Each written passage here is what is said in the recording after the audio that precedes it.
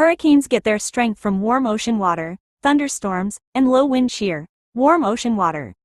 Hurricanes form over tropical oceans where the water is at least 80 degrees Fahrenheit, 27 degrees Celsius. The evaporation of warm seawater creates humid air that rises and condenses into clouds and rain. Thunderstorms. Hurricanes often start as tropical waves, which are low-pressure areas that move through the tropics and can enhance thunderstorms. Low wind shear. Hurricanes need light winds outside the storm to steer them without disrupting them. Hurricanes can also be weakened by high wind shear, dry air, land, cool water.